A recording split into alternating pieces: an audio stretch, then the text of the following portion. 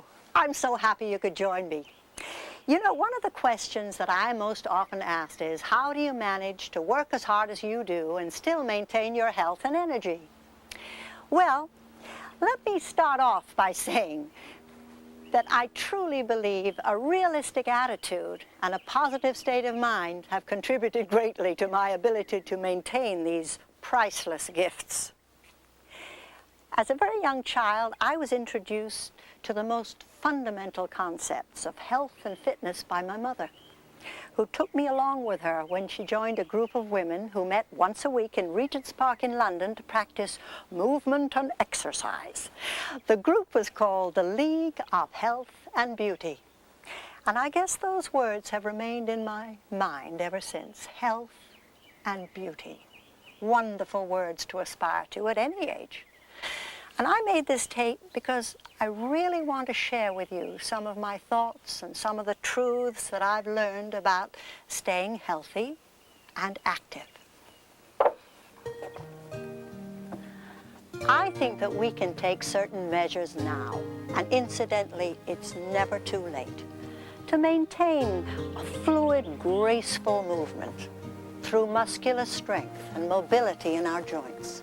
So, although I'm not a fitness expert or a dietitian, and certainly not a fanatic about any of this, I am vitally interested, as I'm sure you are, in finding ways to maintain a lifestyle that will allow me to continue to enjoy the things I did when I was younger. These days, there's a vast amount of literature available about health and diet and exercise, and I've done my share of research, as I'm sure that you have. And I've come up with some thoughts about fitness and health for women of all ages. In a moment, I'm going to show you how I prepare every morning by doing some gentle stretches. You don't need any special equipment or any sort of tricky outfit, just something comfortable that you can move in. Once I've loosened up, I then do a longer series of movements that keep me flexible and hopefully graceful and feeling a sense of freedom within my body. Altogether, the morning stretches and the movement routine take a good 30 minutes to do. If you have the time, you can do them all at once. Or you can do parts of the routines at different times of the day. The movements you will see on this tape are very fluid and easy. So, let's begin. I have a little routine that helps me to swing into action each morning. After I get out of the shower, I give myself a mini massage with aloe lotion. By doing this massage every day, I am literally staying in touch with my body. I can't help but be aware of whether or not I'm in shape. Once you've really examined your body, you have faced the moment of truth. Of course, we're all the product of our genetic heritage, and certain things we cannot alter. But I do think that self-acceptance is vital. Give yourself a break. There's something to like in everybody.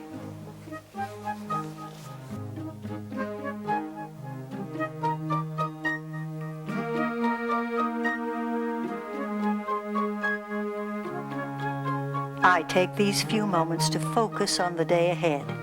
I think about each demand that will present itself in the coming day, and I visualize myself meeting it easily and well.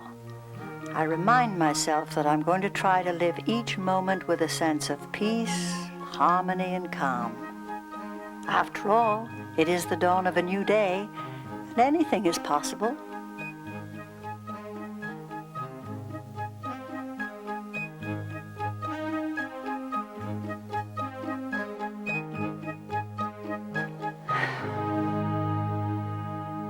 Let's begin with some morning stretches.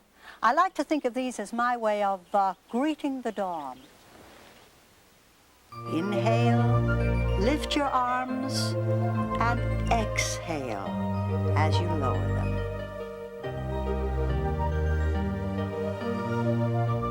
I'm only turning to demonstrate this move for the camera. You can do it in one position.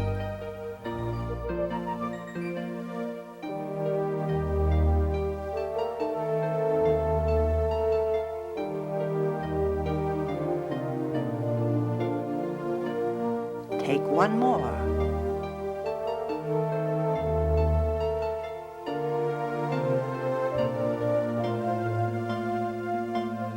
Now bend your knees and clasp your hands together, pushing down. Now lift up and stretch. Again.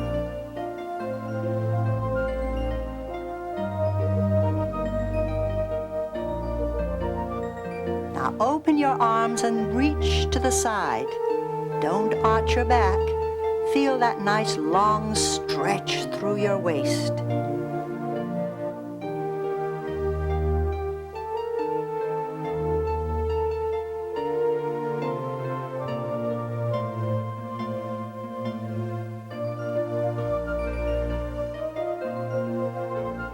Again. You know, the neck carries so much of our attention, so it's very important to warm up that area before we do more stretches.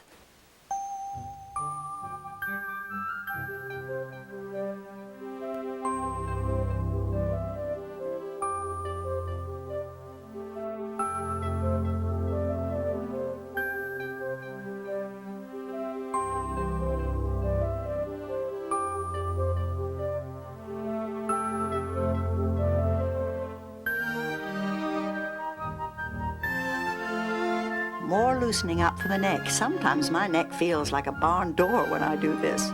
I make sure that my head doesn't fall backwards when I do it.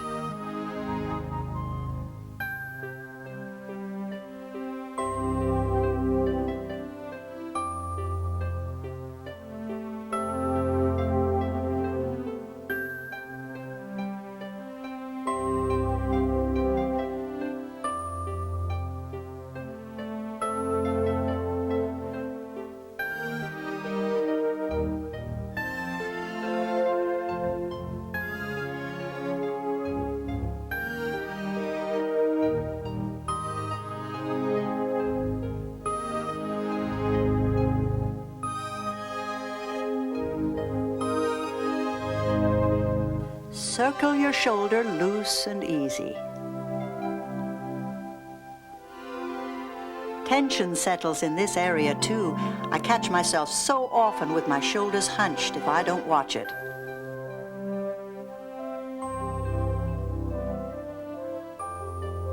Now circle it the other way.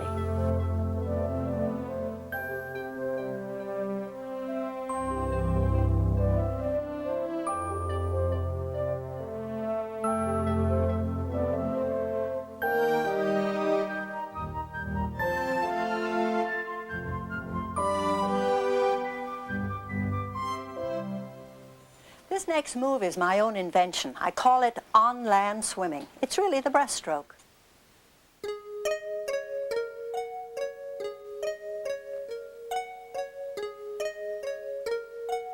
It's just a great way to open up the shoulders and neck.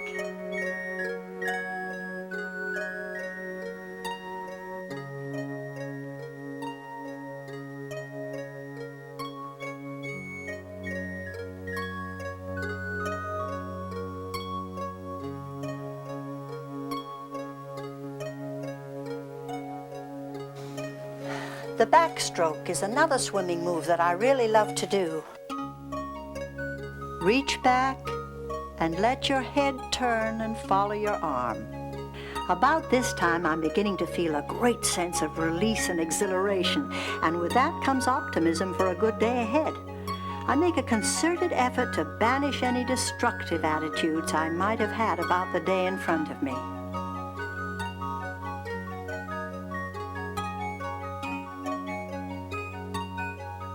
You know, it's easy to fall into a negative trough saying, I can't do this or that won't work.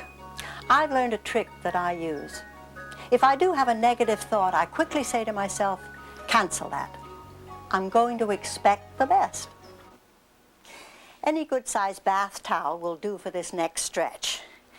Just gather it together and hold it firmly at each end like this. This is great for rounded shoulders. As you stretch, take it behind your head gently as far as you can.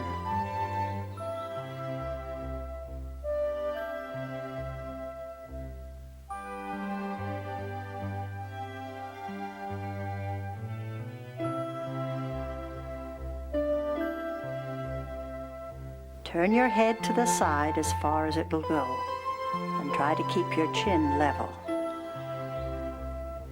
This loosens up the neck, which we abuse all day when we talk on the phone or drive in traffic. Now imagine you're an archer with a bow and arrow. First one elbow down, reach on a diagonal, then the other.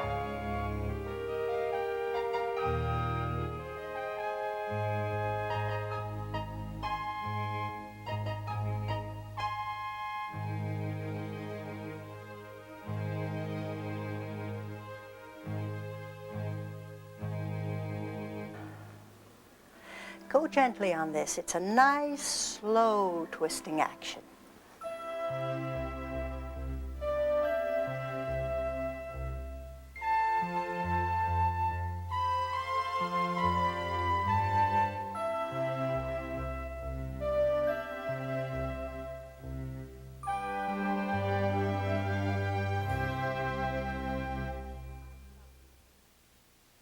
I love this stretch. I really feel as if I'm getting circulation going in the back of my neck and in my back.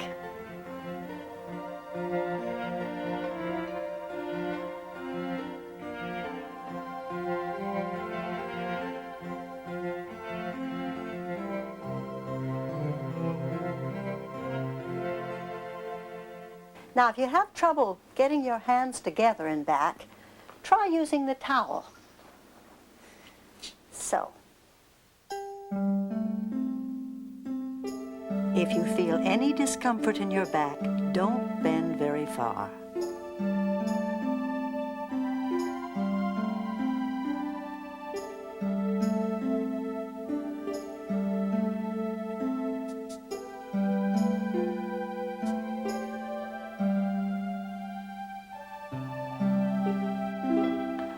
Find a spot to rest your hands at a comfortable height.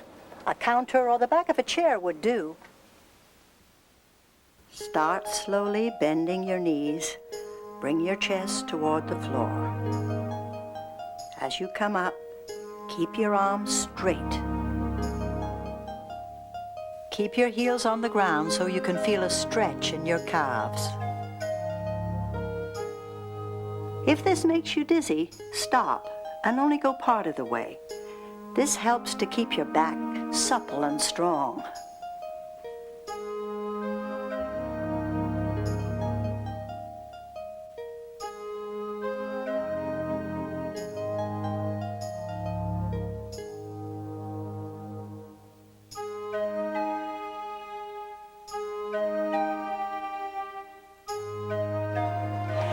With all the dancing that I've done, you know, balance is the key. And balance starts with the feet.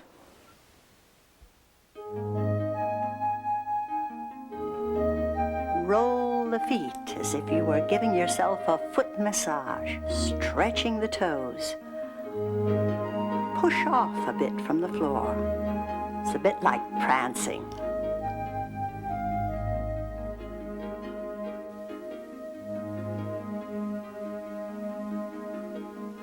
Now, you can do this calf stretch anywhere, against the refrigerator or leaning against the wall.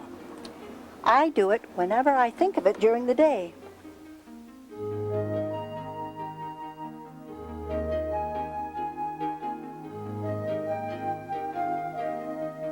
This is called the cat arch.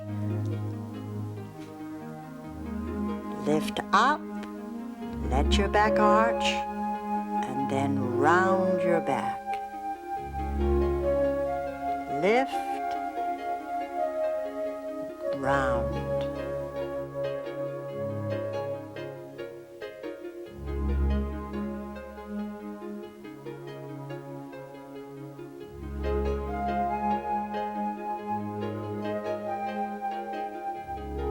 Now, as you finish, push back, keep your knees slightly bent, gently and easily roll up. Your head is the last thing to come up.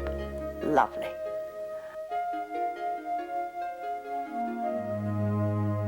Now, if you have time to continue, I'll show you what I do. That's when I don't have to rush off to work. Spend about 20 minutes with me and we will stretch some more. And then have some fun with what I call feeling free. Some rhythmic dance-like movements to give ourselves a greater sense of balance and coordination. To me, this stretch is so satisfying. I love this stretch. I feel as if I'm stretching every muscle in my body.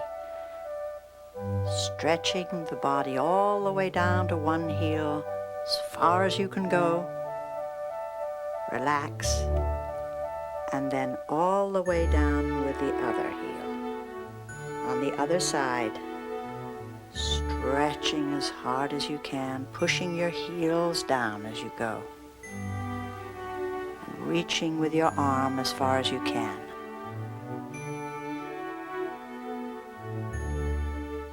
About 4 or 5 of these feel just great.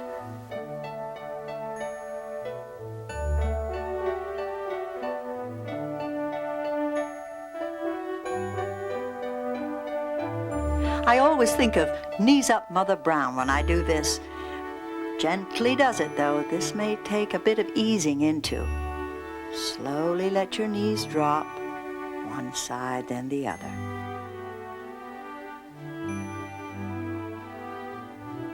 Inhale and allow your lower back to arch.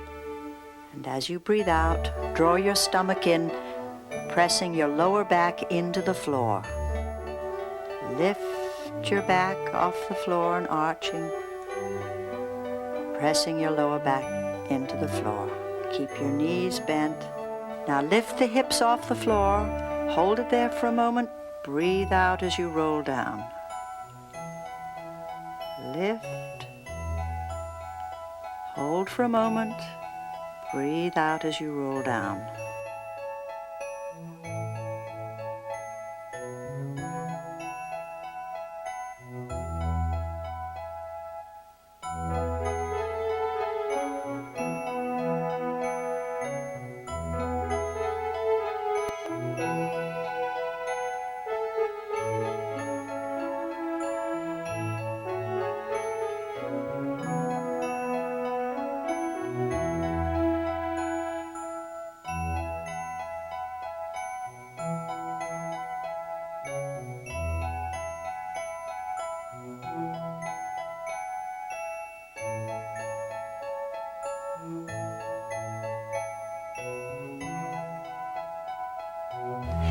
Now you'll need a long sash or belt, anything that you may have that will support your leg. Place the sash around the ball of the foot. This move will help to keep flexibility in the legs and hips. Slowly push your leg out, about an inch above the floor. Now lift it up and hold for a minute.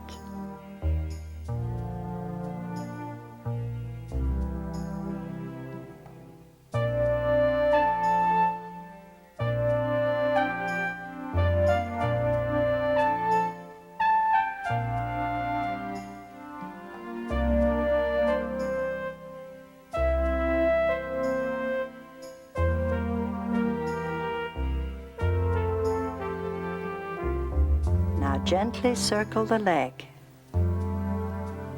This helps to increase mobility in your hip joints.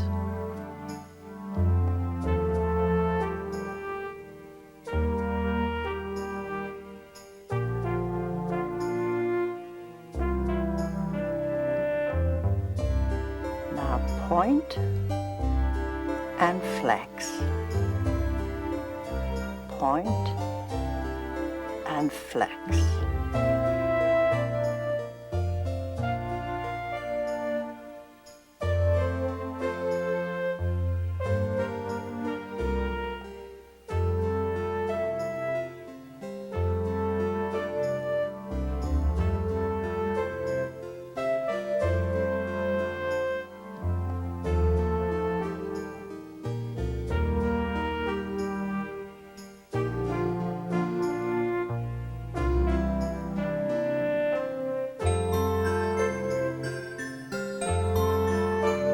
Change legs and repeat. Push and lift.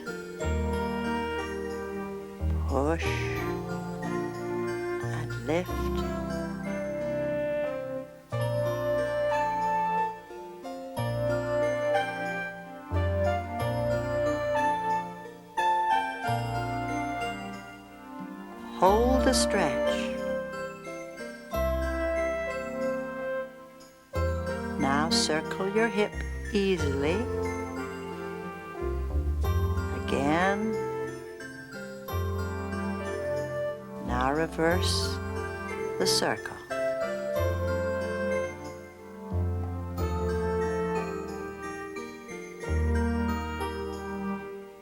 Point and flex. Point and flex. Point, flex. One more time.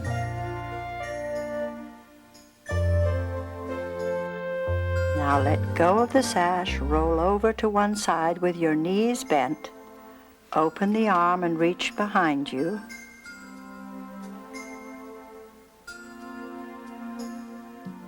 Back and forth. Try to keep your hand on the floor as you reach your arm out behind you.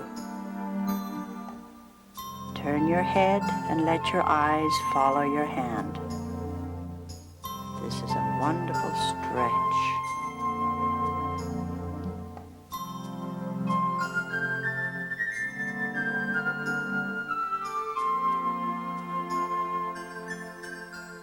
Circle your arm around. Reach with your arm. Circling around. Touching the floor with the tips of your fingers. One more time.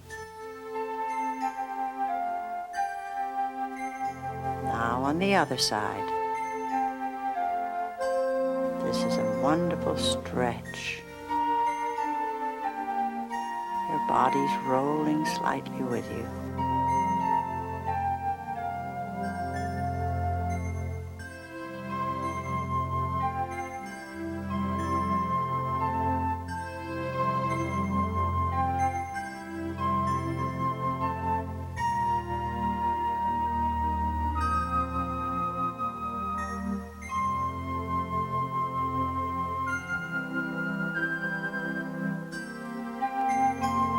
The other direction.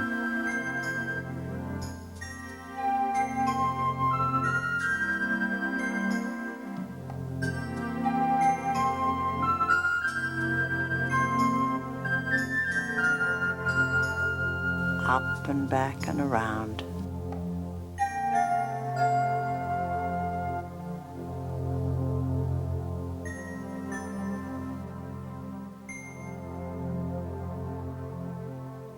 Sit as upright as you can, and if it's more comfortable, try putting a small pillow under your fanny.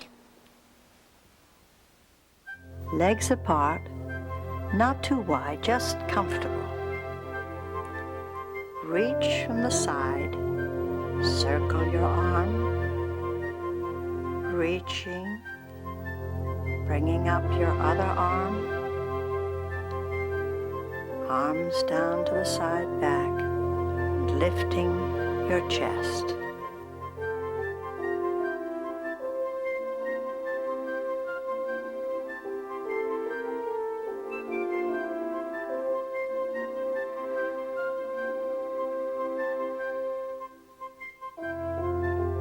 Now lift your head, being careful not to let it drop backwards.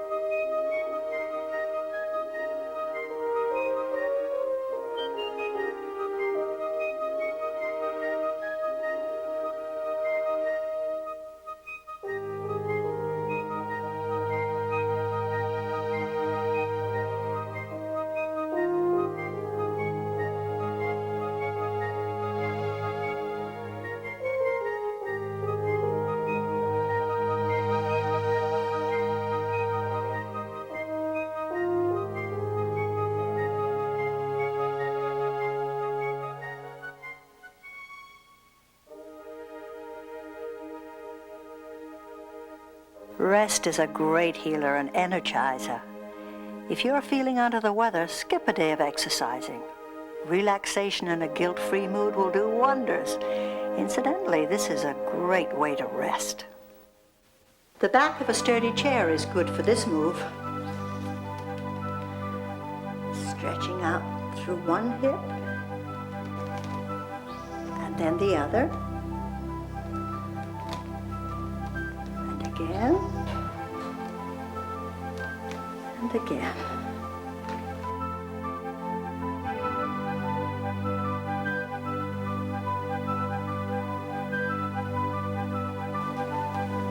Again, and again. Now this move is for your tummy. Pull your tummy in. You can feel your tummy pulling in. And let it drop. Lift your leg, holding your tummy in, let it drop.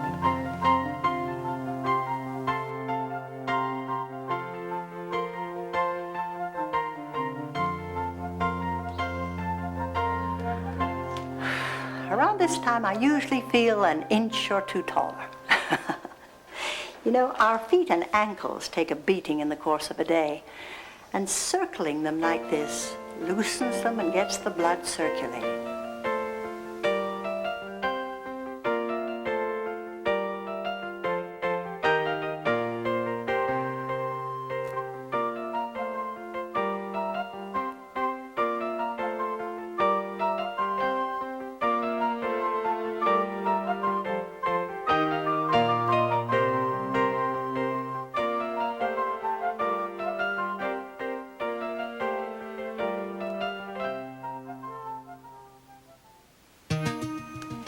Now, you could do this all day, but just a few will help to loosen up the hips.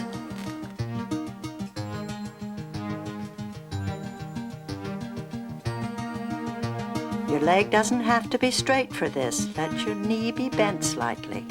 Later on, we'll do it with the leg straight.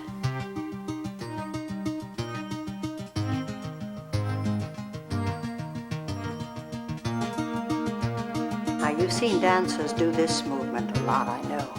I like it because it reminds me that I can exercise control over my legs, and it increases my sense of balance. I do have some arthritis, and there are times when it hurts me to walk, but I try not to let it show. And these stretches we've just done help me enormously. The standing ones I do whenever the spirit moves me. On the set, in my kitchen, anywhere I can swing my arms and legs safely. Now I'd like you to come along with me and enjoy just moving freely.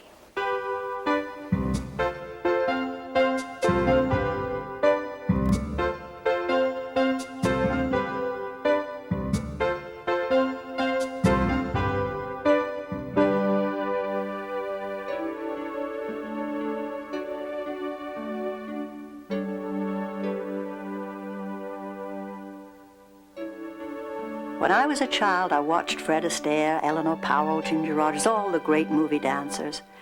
The impression they made on me was so indelible that I found my body could literally translate what I remembered about them into movement. You can picture someone graceful in your mind's eye, then feel yourself moving as they do. Try to move easily, as I am, and don't worry about getting it just right. There's no wrong way to do these movements. Just feel free and loose and easy, and light, and hopefully graceful.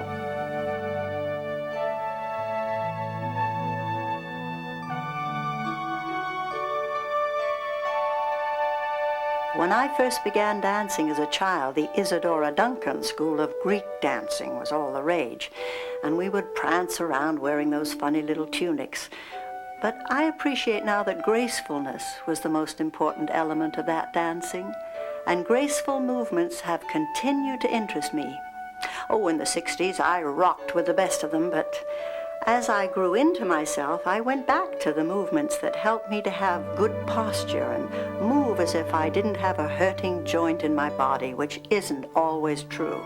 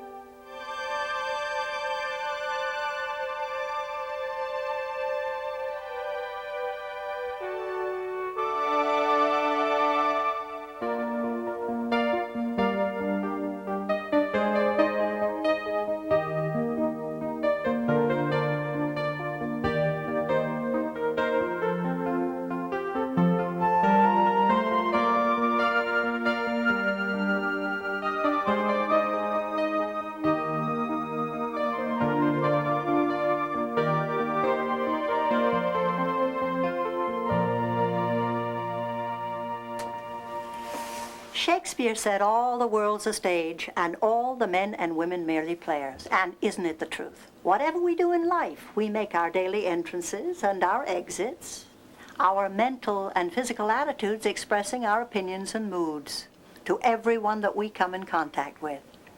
Here's an example. I often illustrate a thought with a gesture, such as, have a piece of chocolate cake, or won't you have a seat, instead of have a seat. Because I truly believe the way we use our body language can make a tremendous difference to other people's reaction to us. And in some instances, it can actually be the difference between success and failure. Now, this technique works in the theater, so why not apply it to our everyday lives? If our bodies and minds can communicate warmth and strength, we're far more likely to succeed in keeping our heads above water and less likely to get bogged down in some of the garbage and aggravation of everyday life. I guess we all agree that walking is the greatest exercise in the world. If I'm forced to do something sedentary, such as studying lines or talking on the phone, when I've finished, I'll take a walk around the garden or just down the street, just to get myself moving again.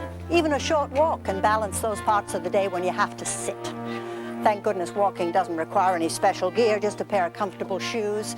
And if you live in the Sun Belt, sunscreen, that's very important. About 15 years ago, when I did Mame on Broadway, I put on quite a bit of extra weight.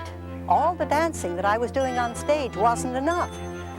I guess it didn't make up for those big after-theater suppers I was eating. What helped me to lose the weight more than anything was that I began walking all over New York. And you know, when you walk to lose weight, it doesn't just come off the legs either. You'll find yourself getting trimmer all over. Before and after a good walk, try to stretch out your calf muscles, and they'll be less likely to cramp up and hurt you later. That feels good.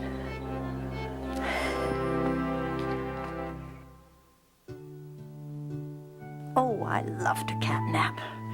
5 minutes, 10 minutes, it really helps. I think women of a certain age who lead busy lives have to marshal their forces if they want to have energy for the things they enjoy, like running around with grandchildren. Isn't it extraordinary? The more you do, the more you can do. When you love what you're doing, or you know the work simply has to be done, you have a remarkable reservoir of power and energy. But all work and no play makes Jack a dull boy, as the saying goes. So it helps me to balance the very intensive schedule that I keep with activities that don't require the same sort of concentration. For instance, gardening releases my mind from the tensions of the day. We all create our own kinds of stress, don't we? As we try to be good in our jobs, useful in our communities, and successful in our relationships. I find that if I do something physical, something that doesn't require very much thinking, it really helps to calm me.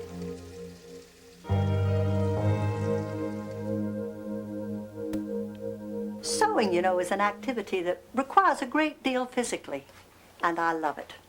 It's so consuming. I once crippled myself by overdoing it, cutting out draperies on the floor. But if sewing isn't your bag, I mean, there are lots of other things you can do around the house, like mowing the lawn or cleaning the car or home decorating. I mean, refinishing a piece of furniture, painting, not pictures, walls. Have you ever tried wallpaper? I did once in a house we used to have in Ireland, on the ceiling.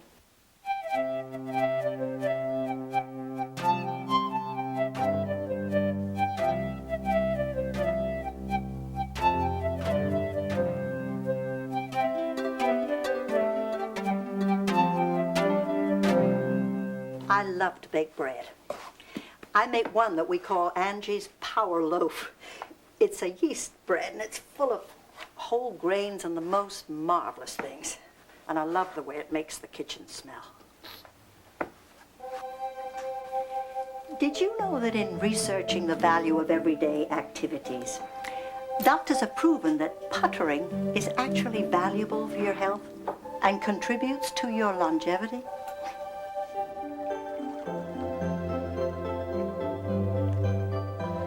After a weekend of doing all kinds of physical things, by Sunday night I'm thoroughly tired out.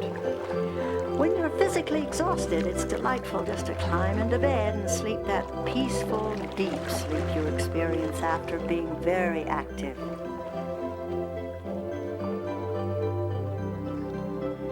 We're all the victims of a barrage of health and diet information. Every newspaper and magazine that you pick up tells you, don't do this, do that. It can be so confusing. I'd like to pass on to you some of the conclusions that I've come to after many years of trying various ways to reach and maintain some kind of ideal weight. I'm comfortable at the weight I am now, but I haven't always been. A few years ago, after the first season of Murder, She Wrote, I got quite sedentary and overweight. Worse still, I kind of sunk into my expanded body, and I said to myself, well, this is the way I am. I'm of an age now, and I'm going to stay this way. Well, it didn't take me long to decide no. I didn't want to stay in that state. I want to look good and have a sense of pride in myself. I lost the 15 pounds in about 3 to 4 months, and I've kept it off. By making a habit of having fruit and cereal for breakfast, mid-morning I have an apple and a banana, both. And then for lunch, I have an enormous, really delicious salad sandwich with avocado, tomato, cucumbers, lettuce, or a great big salad. At dinner, I generally have, poultry, fish, and maybe 2 or 3 vegetables, and a tofu-based ice cream for dessert. How about that? So you can tell I'm not on a diet. Most diets simply don't work for me because I work up such an appetite doing what I do. The way I eat now, quantities aren't that important. And I know that it's okay to fall off the food wagon from time to time, knowing that makes it easier for me to eat sensibly 80% of the time. You know, bike riding is a lovely way to get around. For me, it provides one of the greatest feelings of release. It's like floating, feeling a breeze in your hair and no sound, just the whir of the bike wheels. Of course, I'm not talking about being hunched over a European racing bike with skinny little tires and a seat that feels like torture. No, there are wonderful new bikes out with sturdy, wide tires, upright handlebars, and a nice, wide, almost comfy seat.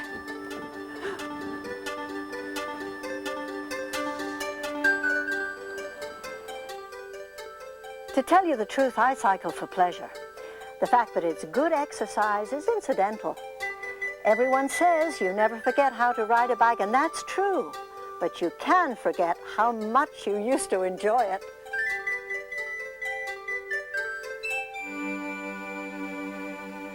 One English custom that has stayed with me is having tea in the afternoon. I may be out for hours, but around 4:30 or 5, I come in and I sit down and enjoy the peace and quiet of a nice cup of tea with a cookie. Just a little one. Oh, incidentally, did you know that tea tastes better in a thin cup? It's true.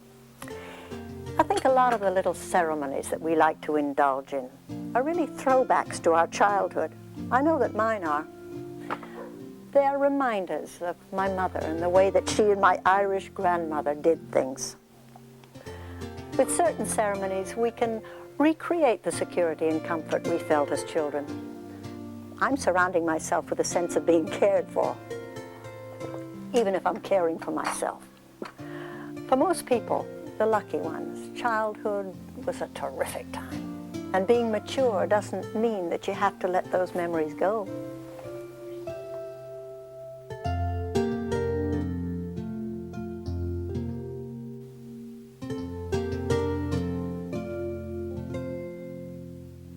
Another great ceremony is taking a great bath. You can make it special with soft towels and fragrant oils. The idea is to turn something ordinary into something special.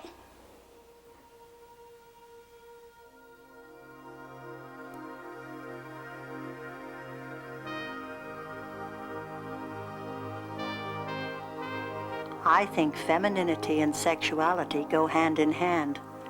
It used to be thought that women lose interest in sex after menopause, but now we know that just isn't true.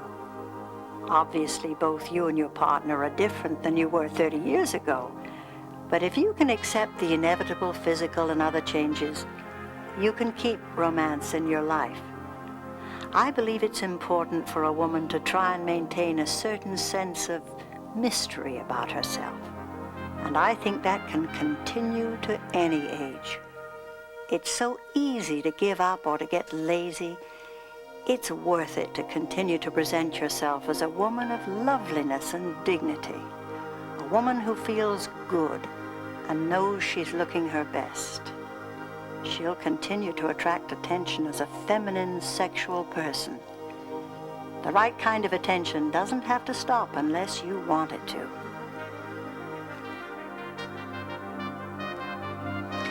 I was never considered a beauty, but theatrically I can project the illusion of great glamour, even though I'm not a glamorous woman at all. When I give the illusion of glamour, I'm acting out the quality. I think women who aren't actresses can learn to emit a sense of glamour, health, energy, all these qualities that are so attractive and desirable in all women. I have friends who say they feel guilty if they spend time on themselves exercising. I feel the better you take care of yourself, the more you can bring to your relationships with your husband, your children, your grandchildren, all the people in your life. By being involved in life in a hopeful way, you reward yourself. And your enthusiasm is very compelling for others to be around. There are lots of things that I haven't had a chance yet to do in my life. I have so much to look forward to. And so do you.